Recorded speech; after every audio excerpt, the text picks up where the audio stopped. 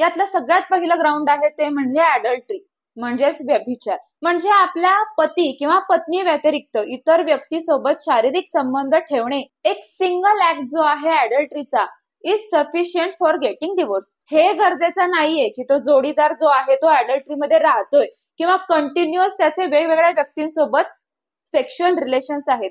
हा जो व्यभिचार आहे तो आफ्टर सोलमनायझेशन ऑफ मॅरेज असला पाहिजे. म्हणजे लग्नानंतर ही ऍडल्ट्री त्या जोडीदारानं कमिट केली पाहिजे. म्हणजे लग्नाच्या आधी जर त्या व्यक्तीचे दुसऱ्या कोणासोबत सेक्शुअल रिलेशन्स असतील तर ते इथं कन्सिडर केले जात नाहीत. ही गोष्ट फार महत्वाची आहे की लग्नानंतर ती व्यक्ती त्या जोडीदारासोबत किती कमिटेड आहे.